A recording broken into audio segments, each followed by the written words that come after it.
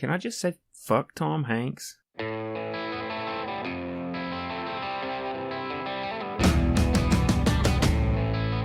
Hello and welcome to this episode of the Alien Familiar RPG podcast. I am Clayton.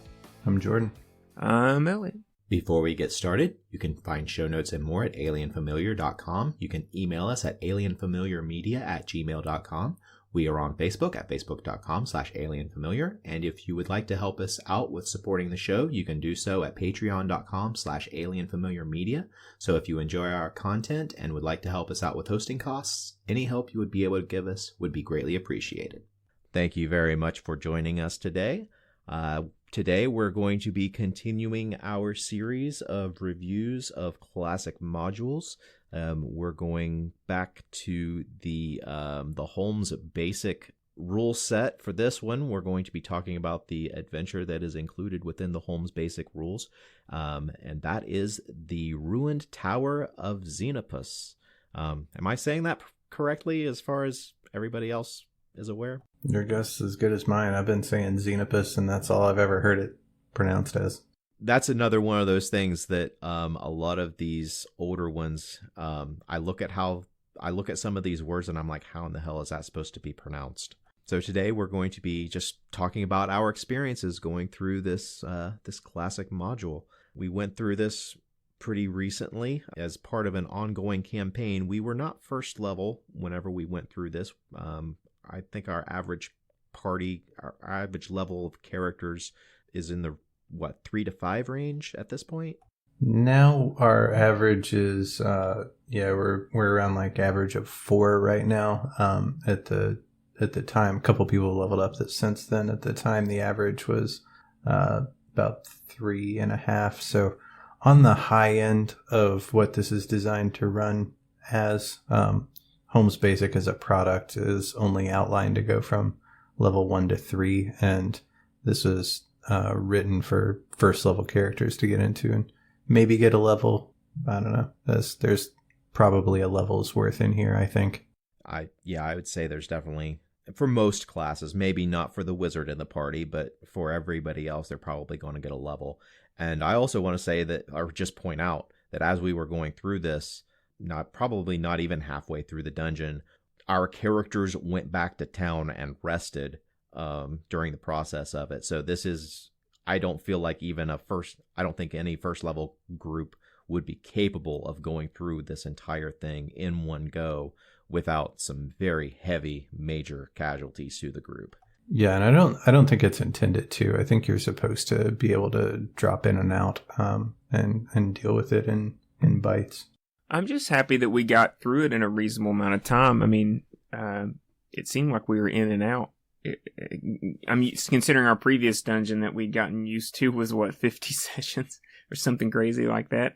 It's a pretty decent size. I mean, there's quite a few rooms in this. There's maybe a dozen or so different rooms in this thing. And we sliced and diced it in 3-4 sessions. That's pretty good. Yeah, there's 8 or 10 rooms of any consequence, and then a handful of random empty rooms that are just sort of like random encounter zones and a few weird tunnels and stuff. But yeah, we got it done in really 2 sessions, but 3 we like kind of wrapped everything up. So Jordan, since this game is your design, why did you choose this dungeon? Why'd you choose this dungeon in the first place? Our campaign that we are playing now is kind of an archaeological dig through the earliest and into the classic modules of original Dungeons and Dragons in first edition. So this was the intro adventure for what's often called the Holmes Basic Edition of Dungeons and Dragons. By way of background, in 1974, you have the release of the original Dungeons and Dragons books in the white box, brown box. That was, as far as I can tell, mostly picked up by wargamers and people kind of adjacent to those circles. And it was not terribly accessible if you weren't already a member of that hobby and knew the terminology and everything. This comes out in 1974 at kind of a fairly tumultuous time at TSR. Dave Arneson is already at legal war with Gary Gygax. This guy, John Eric Holmes, from what I can tell, just out of the blue, approaches Gary Gygax and is like, hey, I could probably do a pretty good intro version of this game of yours. By the way, he's a professor of neurology and happens to study a lot about like learning techniques and things like that. So he pretty much rewrites the entire thing. Numerically, it's virtually identical as far as stats and relative power of things, and a lot of the tables and stuff are the same. But the actual exposition and presentation of the book, the editing, the layout, like everything is miles ahead. And this is the first edition, or the first version of a module that really kind of holds people's hands, going point by point. In the white books, you didn't have any intro module really. There was that crappy little sample dungeon that was really just a demonstration, like a prototype of here's some tricks you can put in a dungeon that I used for that Temple of Farlangen way back when. But this is meant to be an adventure. And you've got some characters, you've got some plot hooks, you've got interesting monsters and factions. It's got all the stuff in well-made package ready to hand to the masses. So yeah, I thought it'd be cool for us to dig into it. And a lot of people started Dungeons and Dragons right here. Oh, so this is the first properly like packaged and kind of people who are currently in the hobby might recognize. You think that this is the most recognizable from our past experience? It depends on how old the person is, but this was the first version of Dungeons and Dragons that they put in a box and put it in a bookstore. This came in a box set with some dice. Hilariously, there was a dice shortage at one point, and they instead sent out these little cardboard chits with these little numbers on them, and you're supposed to put them in a bag and shake them up and pull your number out of a bag for randomization for your attack rolls and whatever. But yeah, this got packaged with eventually there's like 11 different printings of this product. Like, it was huge. And for like 5 years in the late 70s, until Moldvay's BX came out in 1981, this was the intro product. And it had B1 Into the Unknown, or In Search of the Unknown, as the intro module. And then eventually it also it started being released with Keep on the Borderlands, which is most of the old players' first modules, I think. But anyway, yeah. As far as the sales figures go, TSR is taken off when this hits, or shortly after this hits, I think. It was kind of meant to be an intro to AD&D, which comes out right around this time. AD&D comes out like the following year, and Gary Gygax went back and changed a few things from Holmes' treatment to reference Advanced Dungeons and Dragons, but really it's not very compatible at all. But yeah, it's a cool little product. It's the earliest version that I would want to play out of the box, rules is written. I'll put it that way. And as the first complete set that you can buy, have everything that you need to run D&D, including an introduction module. I think that this module or this adventure goes very well with that. I feel like they had enough experience with writing adventures at this point that this adventure is very solid for getting everybody introduced to the idea of what is this game and how is it played and how do you go through a dungeon and what can you experience in it. It has a little bit of everything. Yeah, and just to kind of, outline what exactly the adventure is, I guess. It's set in this intentionally generic small coastal village called Port Town. It's got a little bit of background about this this old wizard Zenopus that was digging around in these ancient ruins, looking for, lost arcane secrets from some pre-human civilization. This is definitely on brand for J. Eric Holmes, the author, who was at this time also kind of a bit of a sci-fi fantasy author who was clearly very influenced by H.P. Lovecraft and the sort. But anyway, it tells the story of this wizard unlocking some ancient evil that he shouldn't have. He disappears. His tower erupts into weird green flames with goblin figures, it says, dancing in the night. Weird, creepy kind of thing going on there.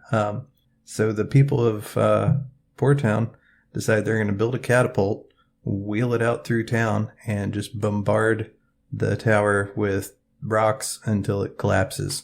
And that was like 50 years ago. Since then, you show up in Port Town, you got very little background on it, just enough. You've got a little inn to go to, and no real NPCs to speak of. But you go to this wizard's tower, and you've got a couple of different entrances. There's a graveyard that you can go in. There's a couple of weird little holes in the ground you can kind of dig through and get there. But you find out about a few different factions. I guess you call them factions in this dungeon. You've got this thaumaturgist, which back in the day, all of the classes had level titles, and this was fourth level magic users level title was, I think I got that right, was thaumaturgist. Fourth or fifth, I can't remember off the top of my head. You've also got these pirates who have a secret sea cave base down inside this module, down inside this dungeon. You've also got some undead wandering around. You've got some goblins that are up to some shit. You've also got some giant rats that have a nest up in the north. But yeah, you can go several different directions with this. There's lots of weird little puzzles and traps and things, little points of interest. I for one, really enjoyed running it. I don't know how much you guys liked playing through it. I think that for the most part, this dungeon showed us really, this is the first dungeon that we went in, and from the start, we were kind of a well-oiled machine where we were getting things done with relative speed. There were a few hiccups along the way, but most of it felt like we were going along at a good clip. I missed one session of this dungeon, but for what I was there for, it didn't seem like we got too awfully bogged down. Having said that, though, it looks like reading over the notes that other players had left in the campaign, they did experience some problems with a particular puzzle in the dungeon. It took them a little bit to get through that. Yeah, there's really two kind of tricky things in the I don't know how tricky they are. One of them is just kind of a puzzle that you have to work out just to move around in the dungeon where you want to go. There's a central room that has a statue there, and depending on which way it's pointing, the door will be unlocked. There's one room with a door in each cardinal direction, and the statue can rotate on its base to unlock one of the doors that it's pointing at. The one I think Clayton's referencing is a room that has a large bronze mask hanging on the wall, or statue or whatever, bronze head. You can ask it, you've got a sundial in the middle of the room and this bronze head. You've got this little plaque that gives you this little clue, this little rhyme about when, what is the exact quote? Clayton, do you have it in front of you? I can pull it up here real quick. Okay. It says, "I'll answer questions one no more. I never speak till it be four. cute little play on words here, much like poor town, port town, poor town, whatever. Holmes seems to like those little plays on words. Gygax does too, and Artisan. So the trick is, spoiler alert, you have to shine a light on this sundial so that the shadow, the needle or whatever you call that thing, the hand touches 4, and then the statue sort of comes to life and says, speak and I'll answer. And that's all the information that you have. With our group, they him-hauled around trying to figure out what they wanted to ask. They asked one question that wasn't particularly useful at all. And after one question is answered, the mask says, I've answered one, now go away. I'll not speak again today. And that's it. So yeah, it's kind of a weird encounter. No way to die, but you can definitely get it wrong, I think. Yeah, that's my experience with puzzles like that, where you've got to figure something out. Either the players figure it out in 2 minutes, or they struggle with it for an hour or more. I don't think I've ever encountered an in-between. Yeah, and I also don't think that,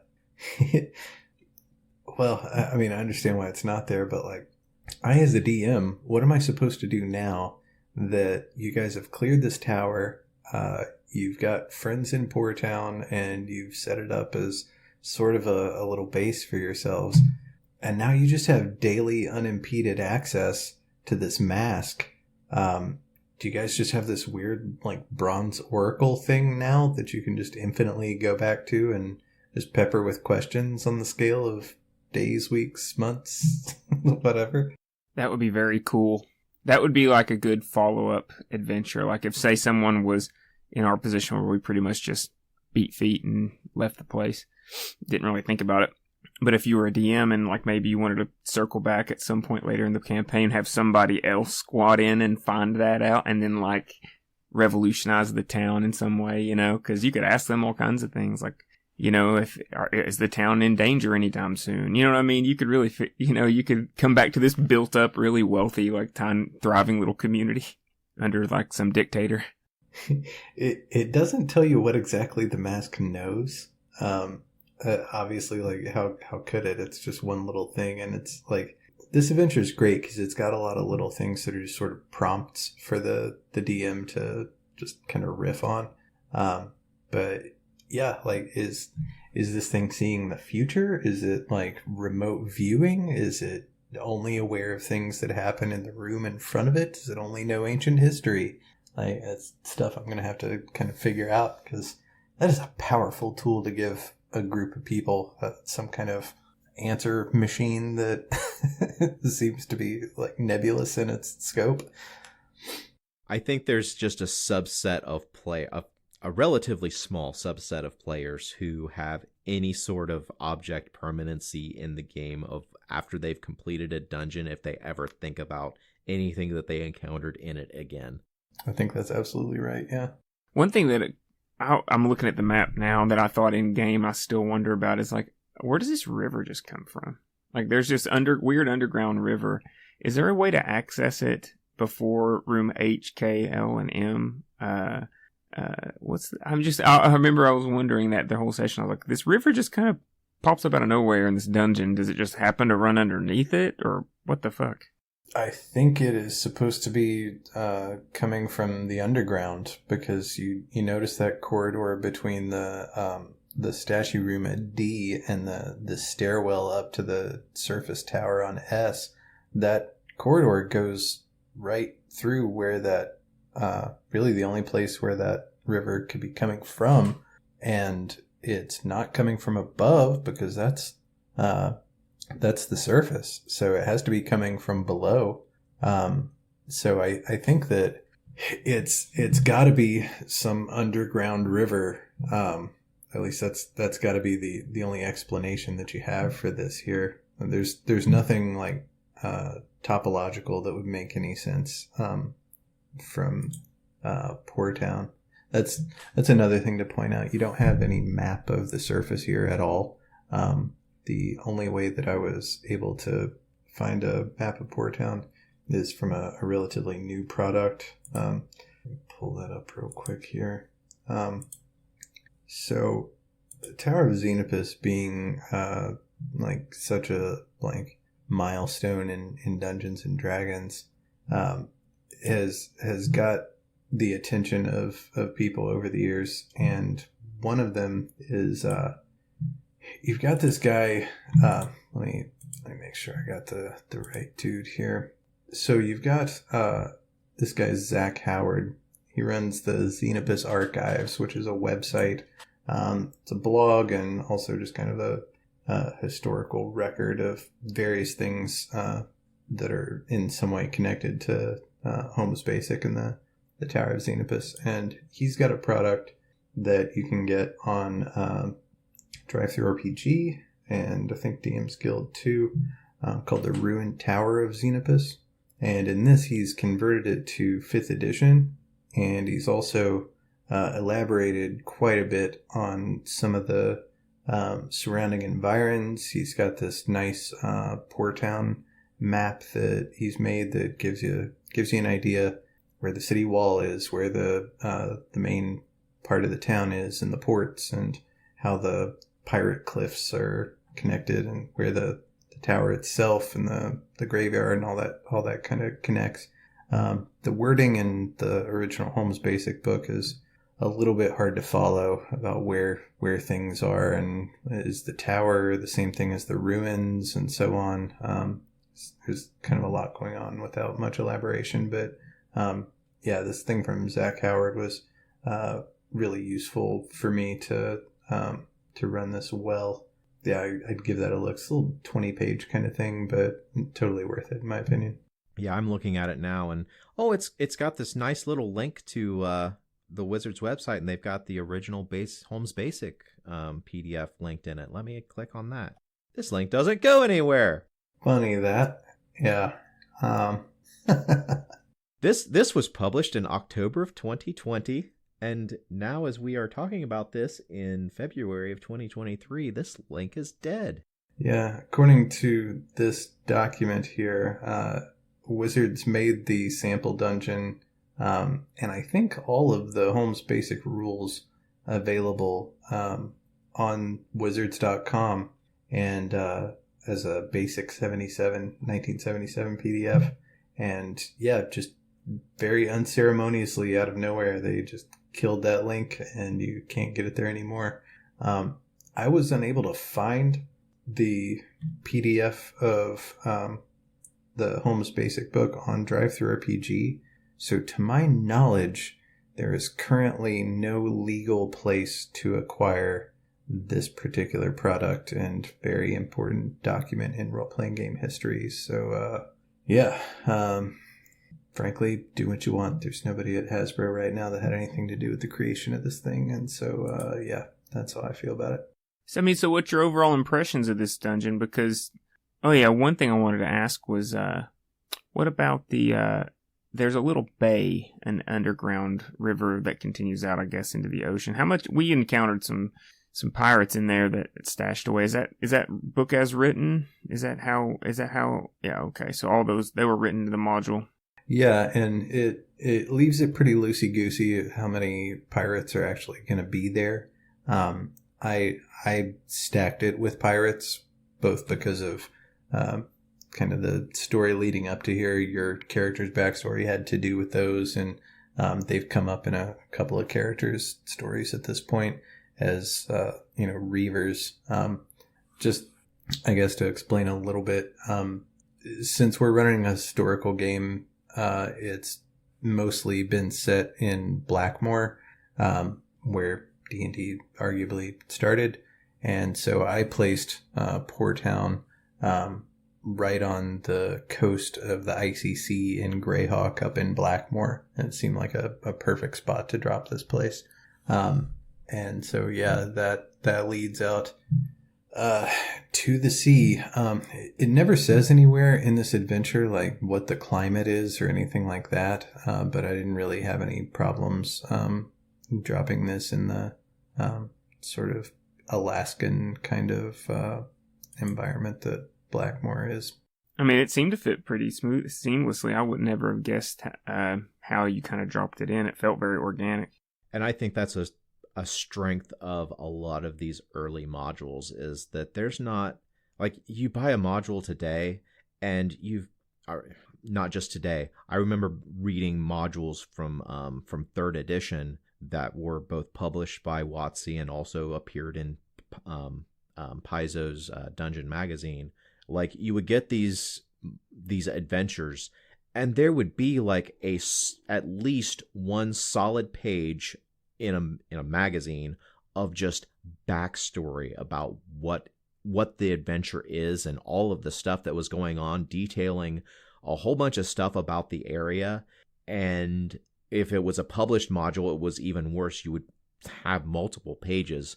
And I always found that very constraining as far as just being able to plop down a module or an adventure into an existing campaign. Back in the original modules and original campaigns were not this big overarching thing. You could take literally anything that had been published at that point and just set it down in an area, and suddenly this is here now and this is what your characters can encounter. There isn't this really intensive reworking of everything that is going on to make it fit into the narrative that has existed in the campaign up until this point.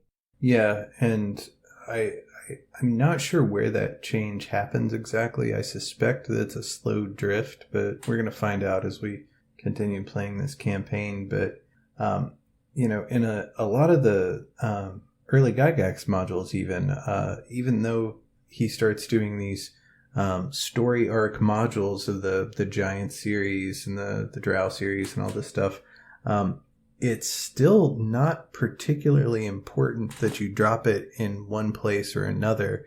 He'll have just as default a few places in Greyhawk that he mentions that you could set it, but Keep on the Borderlands you could put anywhere. A lot of these, you could drop the Giant series in any different spot that you wanted it to fit into. And I think the idea was that the Dungeon Masters already got their own story. They've already got their own campaign setting. We want to be as friendly as possible to just dropping things in there.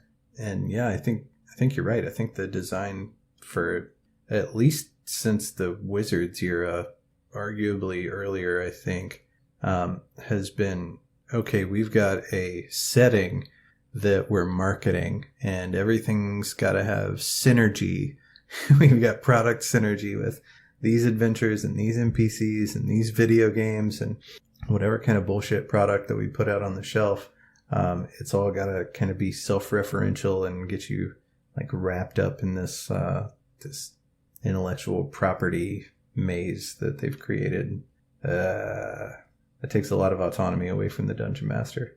Yeah, I feel like these original adventures and modules and stuff, it's, in a way, it's kind of like playing a game of Carcassonne where you've got all of these pieces and they fit together and they are designed to be generic enough that you can just lay a whole bunch of stuff right next to each other and there's no conflict. Whereas a lot of stuff that has come out later, it's kind of like trying to fit different, two jigsaw puzzles together and the pieces are cut completely different.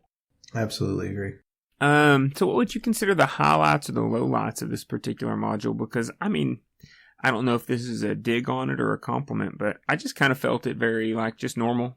I mean, maybe a 6 out of 10 adventure. Just kind of here's a dungeon. There's some magic stuff going on in it. But, of course, I missed a session as well. So, I missed the meatiest part of this session. So, kind of looking to see what was the highlights that I missed about this dungeon. Well, for me, I think some of the highlights were probably the biggest highlight was the standoff between you and the rest of the group and the pirates. That whole encounter down in the M and L rooms, I think was probably the most interesting that happened from the perspective of gameplay. It was also interesting for me running it. I like to try to get into the heads of the the enemies that you guys are facing and think about like what their experience of you all showing up would be like. And so when this started out, you guys kind of caught wind of the tower and wanted to do a little recon.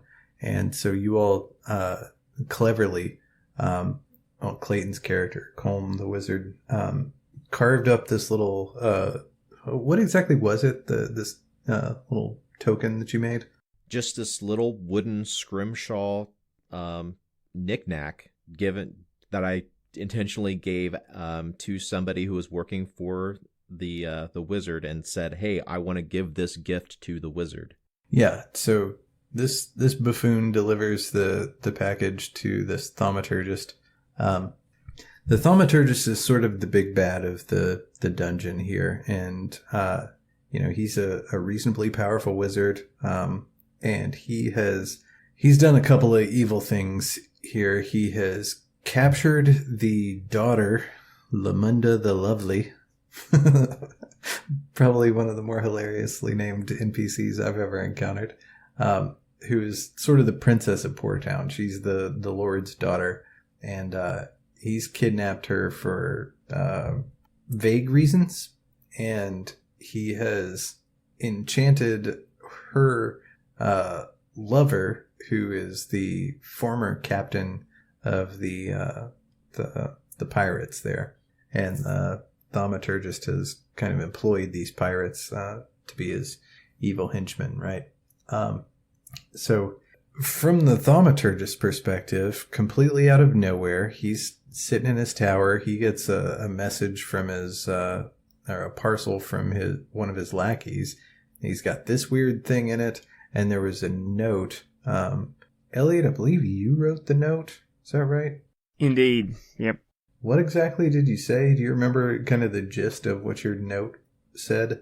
Yeah, I think it was like, at this point, my character had been attached to the pirates down below, and we really didn't know the connection between the thaumaturgist and them too well. I knew they had a connection from my backstory. So, I just showed up and introduced myself, wrote a note, just basically asking for work, saying, hey, I'm used to be a sea wolf. I've heard of your, because I'd met this guy, I believe, in the past or whatever. Anyway, I just offered us as, able-bodied, mercenaries that were looking for work, if I'm not mistaken, and asked for an audience. That's what it was. I was asking for an in-person audience because we had tried to get into his tower, but it was magically sealed and we couldn't get through. Right. So then this guy, being a, rather paranoid kind of dude, he starts doing detect magic on this like weird thing. Meanwhile, Clayton is using this, or Colm rather, is using this scrimshaw token as a focal point for his crystal ball of clairvoyance. And so he's watching and kind of getting a look around I decided it would be from the perspective of this token, of this room with this ape in the cage and the old pirate guy, Viking guy who's been ensorcelled, standing there next to him. And just give him a look on the place. And then you guys got kind of spooked, I think, when he started doing some magic on this thing, because he was spooked to figure out what the hell this weird little thing was that arrived. And so at that point, this guy knows like something's up. This was a phishing attempt. So he starts packing up his shit and getting ready to go. And you guys going through the dungeon were really just one or two steps behind this thaumaturgist, trying to get the fuck out because clearly someone was coming down on him, and he doesn't have a whole lot of control over this place. He's not a necromancer, so the whole kind of north and eastern part of this place is just ghouls wandering. There's a bunch of rats, there's a giant spider, there's some goblins that he was kind of in negotiations with, and then there's the pirates, and then there's a fucking giant crab down at the bottom. So, the best thing this guy can do is just kind of like put up some wizard locks and try to get the hell out with his hostage and the best of his goods and take off to an island where he's got some allies. So yeah, it was kind of fun for me to play it. trying to figure out like, okay, what room would this guy be in now, and how far could he get away, and where does he think you guys are based on how much noise you are making and what you're doing and blah blah blah. He's not a powerful wizard. He's like he could conceivably just be a party member. So yeah, it was cool. I'm looking at the map, and we could not have picked a more circuitous route to go in order to get to the end of this thing. We literally started going the second fastest way to get to where we needed to go, and then we backtracked and we started going the primary fastest way. Then we backtracked, took a rest, and then went the longest way we could have in order to get to the tower. And this is completely without us knowing the layout of this place. That it's just how we went. And only at a couple of points did we come across one of these arcane locks. I just find it hilarious that as much as he was doing things to thwart us, we thwarted ourselves as much as anything, and getting this and getting directly to him.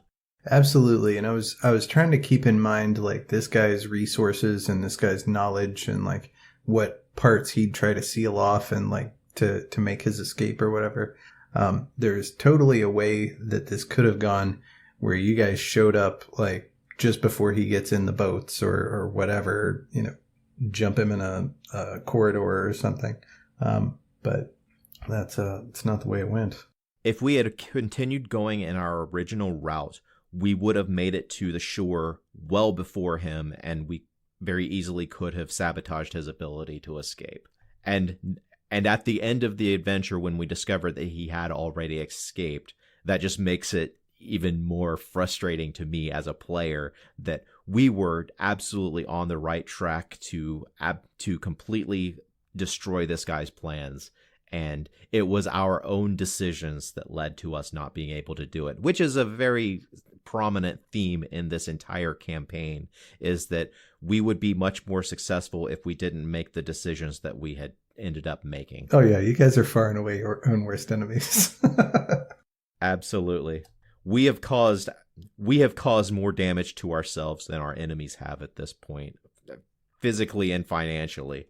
Let's not even get into the friendly fire incidents.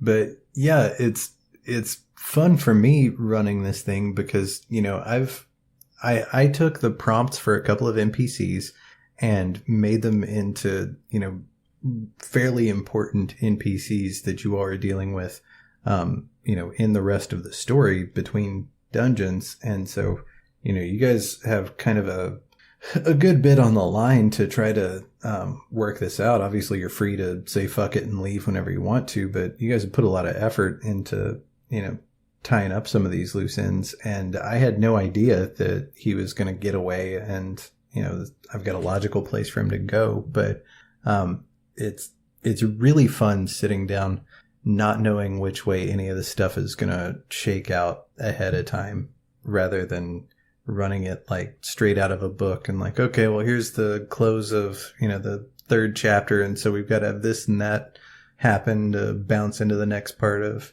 the story, yada, yada. Like, no, it could go anyway. That's so much fun. Putting yourself in the creator's shoes, knowing what you know about this, the history of this particular dungeon, where do you think it was meant to take you? Did they release any follow-ups, or was this the one and only Poor Town adventure? Yeah, as far as TSR publications goes, there is nothing else. I don't think Poor Town was ever referenced again, to my knowledge. It might have somewhere randomly as just a callback, but there's certainly no Poor Town supplement or anything like that anywhere in TSR's publication history. So all this was really meant to do is springboard you off into your own game that you just make up as you go. But, that's maybe less profitable than selling people a 300-page adventure path or something. I want to make sure we talk about some of the innovations that seem to be in this dungeon, probably for the first time, at least as far as we've been able to tell so far. One of the things that, looking at the map, it follows the Jaquazian style of creating dungeons where there are multiple loops within it where you can get back to certain areas, or as you explore, you discover that there's more than one way to get from point A to point L in this map, for instance. But other than that, like we've talked about how this was really an introductory adventure included in a basic introductory rules set, where this Holmes Basic Rules designed to only take the characters up to level 3 and all of the rules that you need in order to do that. And then here is an adventure in which you can run and basically play out those levels. We've talked about that as being a big thing that this is probably the first instance of. As far as the adventure and the layout itself, whenever I was looking at the map, I was noticing all of these different places where the same letters are reused to indicate that all of these rooms are essentially identical. E being an empty room on this map. There are several rooms in which there's not really much going on. I'm remembering looking at both playing through and looking at the like after the fact, looking through the Castle Craig module. There are entire sections where it's just repeating rooms, and every single one of them has its own designation that you then have to look up in the module itself and see what is in that room. And like there's huge stretches where it's just basically an empty room or an empty tomb. And on this one, it saves a lot of print space by just saying all of the rooms that are labeled E are empty. Yeah, and just to put that into chronological perspective, I believe that Holmes Basic came out somewhere between 6 months to a year after Chilrac's Tomb, Night of the Walking Wet, like those Dungeoneer modules. Some of this stuff's kind of hard to date, but very shortly thereafter, this got released. But yeah, this was much easier to run, much easier to reference for a few different reasons. But also, it was, just a lot smaller too. The Chilrac's Tomb is probably roughly this size, but the Castle Craig and Night of the Walking Wet is, I don't know, maybe 10 times the size of Tower of Zenopus. Yeah, easy. But yeah, I do really like, one of the things I like a lot about this dungeon is how many different ways there is to get from point A to point B. Extremely well done. Yeah. And another thing that I felt like was an innovation that for some reason just hasn't been a part of more modules going forward.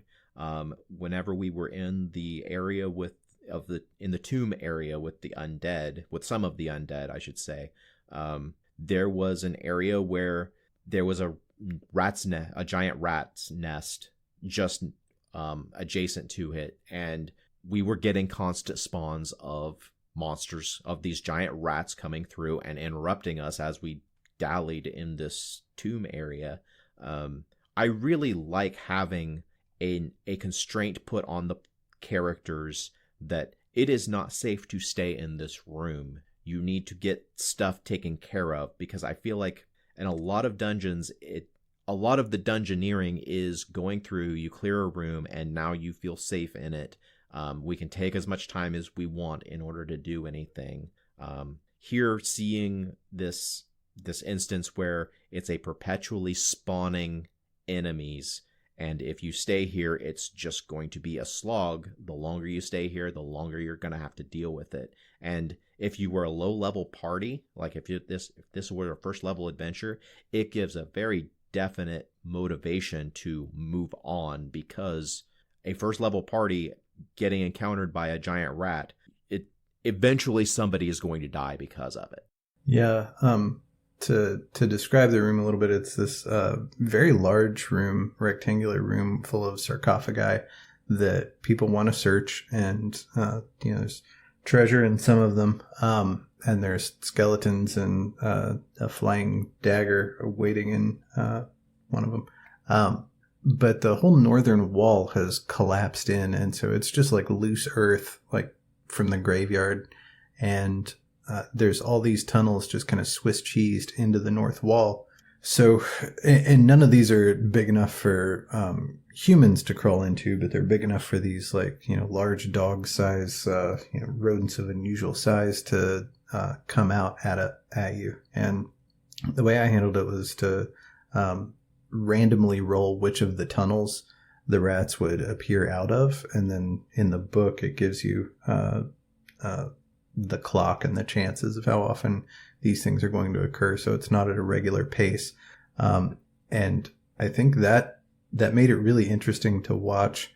You guys go in and do your initial combat. You fight some skeletons. Colm has the hilarious fight with the flying dagger, and then you guys are just kind of looting stuff. You know that there's still like the chance of skeletons popping out, so you're watching, mostly focused in that direction. But then every now and then a fucking rat just appears and charges somebody close by. Our friend Steele is playing a dwarf wizard, and he was carefully kind of staying back from the threat that you all knew about, the skeletons and the dagger and stuff. But taking a rear rank put him directly in line to be the first person to get jumped by one of these spawning giant rats. And I remember there being a bit of debate about whether or not this was ever going to stop, or if they'd killed all the rats, or like what was going to go on. And it like slowly dawned on you all that, oh, holy shit, this is just like infinite rats. Yeah, that's one of the fun things to discover in a place like this. It's both just it's part of the exploration pillar of D&D, and it's also the players learning a bit more about the just how things operate, and having something that you've constantly got to deal with. I mean, I'm one of those people who feels that like having more things to have to try to juggle, and actually maintain a juggle, rather than, okay, we handled this problem, let's focus all of our attention on this next problem. No, you've kind of got to keep in the back of your mind that something else is going on here. Yeah. 360 degrees of awareness, for sure. One thing I want to bring up that you guys didn't get to just because of the route that you took, and by the time you cleared out everything from the northeast and swiped all the way down through along the south and then up the west side to the sea cave, the module was pretty well cleared at that point, and so I just kind of like hand waved this one last little room away, but it would have been a significant one had you gone into it. That's room J. It uses the same kind of creature trap that you see in the Dungeon of the Ground Goblins, and maybe a couple other places too. Trying to remember if this shows up in... Very similar things show up in Night of the Walking Wet, but you've got a completely web-filled room with a giant spider inside of it. Shelob kind of thing, I guess. Or smaller than that, probably, but it's a 6-hit die spider. And the way that you're told to run this is that when the party enters the room, you roll randomly to determine which party member it wants to drop on.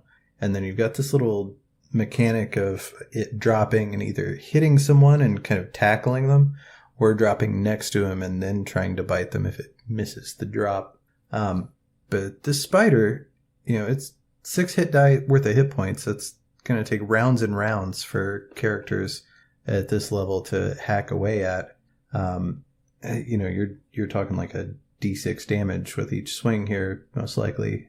But when this thing hits, it does a D8 damage to the player. You're talking about, or to the character. You're talking about a first level character here that rolled their hit points. So this could kill you with one bite, feasibly. Then it's got a poison in the bite that not only is save or die, but you have like a -2 penalty to your save. So in this intro dungeon, there is just a straight up die your ass off room that could easily be a TPK if people try to go toe to toe with this fucking demon spider that they wandered in on. How often do you think that happened?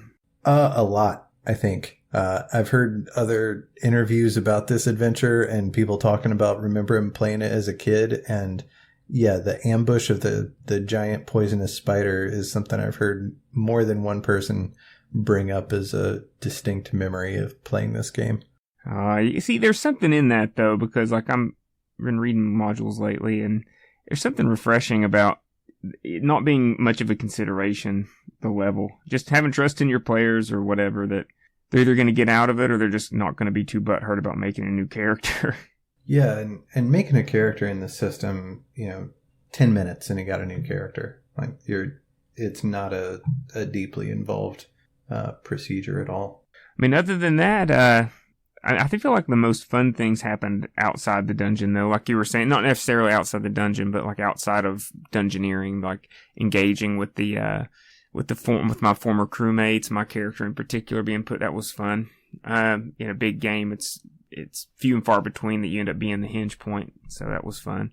And then like trying to get, I remember using the boots to get onto the top of the tower just to find out that it was magically locked, just like the bottom was hilarious. Those types of things, all the stuff in Poor Town, all that stuff was really, really fun. I enjoyed the town. I enjoyed the initial setup of the game. And the dungeon itself, we've kind of well established. It's very, it kind of sets the modern standard. So for a new player or a player from this more, post 2000s era, it just kind of seems like a dungeon, which to me doesn't strike me as that crazy, but knowing that this is like really early days, probably the first time, it's kind of wild that someone just kind of came. I mean, it seems very like it appeared out of whole cloth. You know what I mean? Went from not existing to this person just kind of did it, and everybody's been copying him since. I think it's a really good example of kind of a basic ideal of the form, and also it's not crazy gonzo. Like some stuff from the dungeon era was entertaining because it was weird, but when you've got like a stovepipe portal that you can climb through and wind up in 1970s Los Angeles on Earth, like what the fuck do you do with that? That's the Playboy magazine's under the mattress. This is like weird shit to put into a fantasy game. So I think those things were like, I don't want to say jokey by comparison. They definitely had a lot of jokiness to them. They were still, serious and fun modules in different ways, but amateurish maybe. Yeah. Young. It felt like it was written by the college students and high school students that it was written by, this to me feels like a serious attempt to describe how to play a game like this, without any just real bizarre shit to kind of distract you from what the core game loop is supposed to be. I'm curious about the cave, the sea cave, when you guys confronted the pirates. That was an interesting encounter to run because, I don't remember another time in this game so far where you guys have had a standoff with purely mundane NPCs, meaning that these guys are fighters and thieves type of characters.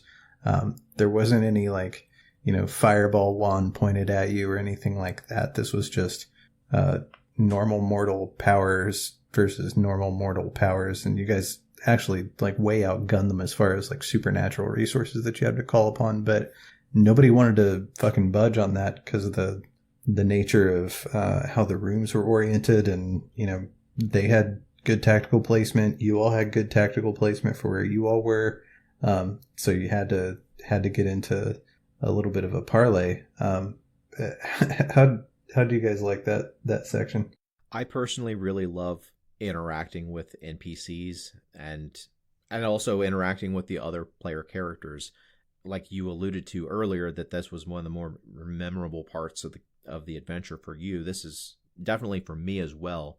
The parts I'm going to remember of this dungeon are the interacting with other players, like the room where the giant rats kept spawning, and then this encounter with the pirates, because that's just what I remember. I don't remember all of the mechanical stuff, like the room with the statue that we had to orient in order to unlock the door. I'm probably going to forget that little puzzle, but it's the social puzzles that I'm going to remember. And that encounter with the pirates was a social puzzle. Yeah, I found that very fun. Very fun. I mean, and if anything, it showed, again, our party growth, because we're just all leery of the unknown, as you should be. And I'm sure we were outgunning those guys if we had to, but, I mean, we've just learned our lesson kind of to charge into the unknown. And, I mean, there were still a lot of them, though. You know what I mean? Just in this edition, it just takes one stray arrow to put your ass down.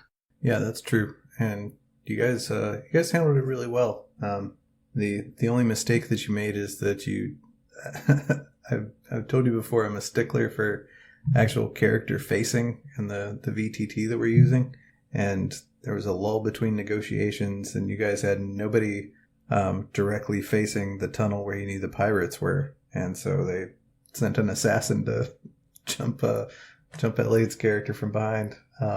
But aside from that one breach of perimeter security, you guys handled it pretty okay, I think. Yeah, I just expect to go completely down to 0 at some point every session. Well, luckily we have enough healers and we're not playing by the original rules where 0 means you're dead.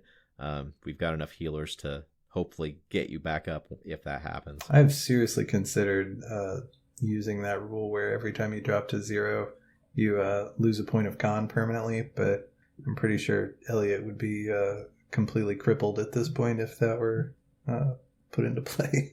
Yeah, and you would see me never go to the front ever again.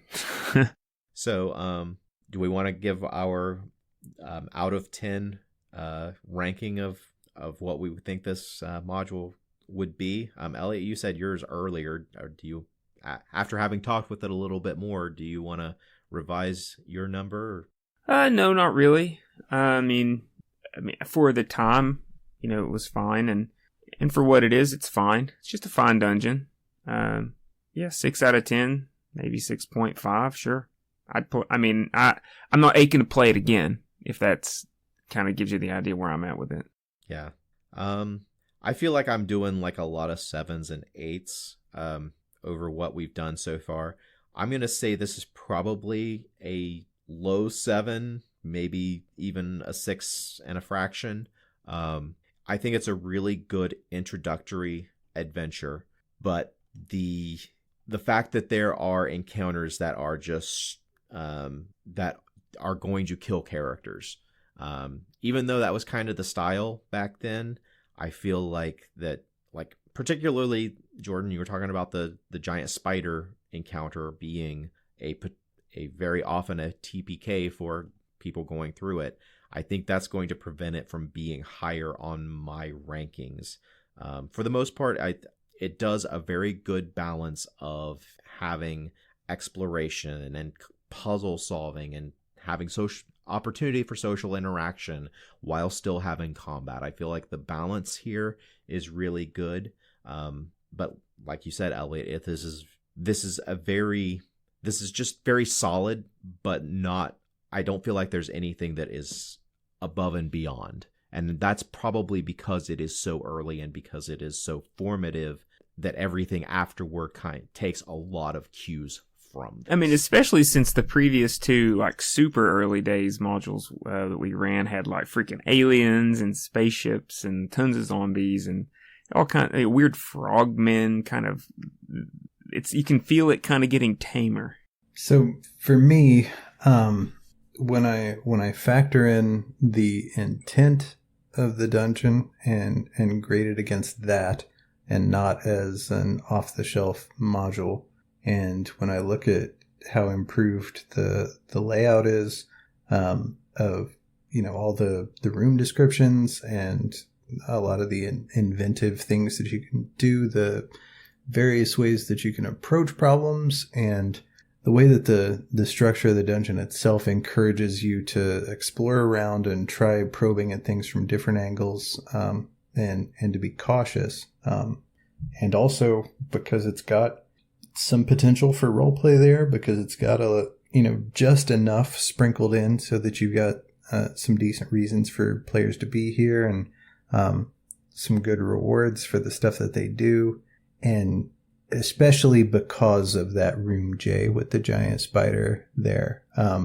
For the very reason that Clayton docked at a point, I'm going to give it a point, because it doesn't pull punches.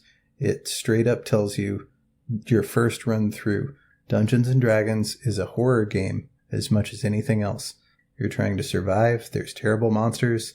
You can die at any moment. Every room you walk into is a gamble. I love that it sets that tone right out of the box and challenges the players with that, rather than lulling them in with some much more childish, like safe feeling kind of playground. You will get fucked up if you're not careful, and sometimes you'll get fucked up even though you were being careful. I love that. So all in all, I think grading on that curve and considering all that, especially how early it was and how much easier this is to run than the Dungeoneer stuff or the Temple of the Frog, I give this a strong 8 out of 10 in my opinion. At one point in our conversation, I did almost say that, I think that this would be a hoot to run. And I'll say, I guess now, I think the experience for the DM in this game might be a little more engaging. I don't know, maybe not. I kind of wish that I could have run this for you all as the first adventure somehow, but because I'm trying to pack so many different adventures into this campaign, I'm worried about this when we get to In Search of the Unknown and Keep on the Borderlands and some of these other things that are meant to be intro adventures. That we've been playing this campaign for over a year now, and you guys are established, leveled characters. I can manage, increasing hit points and monster count and whatever to keep it mechanically challenging, but I don't have any way of simulating that feeling of total vulnerability that a first level fighter or a first level wizard is going to feel walking into this as their very first dungeon. I hadn't thought about that. You guys have gotten really confident, and you have a lot of magic items in addition to hit points, and like Clayton said, you're already a well-oiled machine. You could stand to be a little bit more well-oiled, I guess, but far better than what you started with. But imagine 4 to 6 people that have never done this before just kind of bumbling their way from one room to the other with, 1 to 8 hit points or whatever your range is. This would be scary.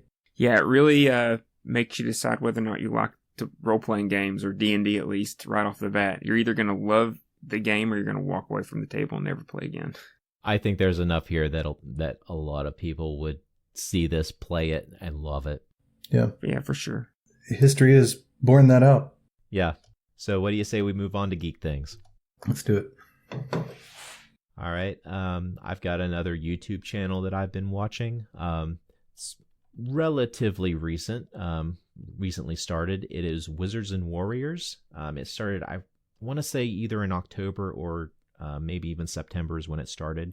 But it's from the makers of the Kings and Generals YouTube channel. It's talking about fantasy and some sci-fi lore. The original channel, Kings and Generals, talked about like historical people and historical battles, historical wars. And the new channel, Wizards and Warriors, is all about fantasy lore, fantasy and sci-fi lore. As of the recording of this episode, their most recent episode was all about Conan. If you haven't been checking that out, I would definitely recommend it, especially if you're interested in getting into some of the properties that they give basically just lore dumps on. There's a lot of really good information if you want to pick something up, pick up a new fandom. So Wizards and Warriors YouTube channel. That Kings and Generals channel is amazing. I'm glad I'm not the only one. It sounds cool. I'm going to check that out. For my geek thing, I've already mentioned it. It's the Zenopus Archives. Go check out this website. There's a lot of really interesting information here about early Dungeons and Dragons, if that's your cup of tea. And if you're looking for pretty cool little intro adventure to run for a 5e game. The Ruined Tower of Zenopus by Zach Howard on DriveThruRPG or wherever you get your PDFs, I think, is a pretty great place to start for some old school feeling dungeon crawling. So check that out. The only thing that comes to my mind, it's weird, I didn't even think about this yet, but the only thing that pops in is Season 2 of Vox Machina is out. I've been watching it. I caught a little bit of crap for liking it in the first place, but I did, and I still like it, and Season 2's out, and it's pretty cool. Enjoy it. Awesome. Thank you very much, guys. What do you say we stop this bullshit and start rolling some dice? Let's go. Let's do it. Thank you very much.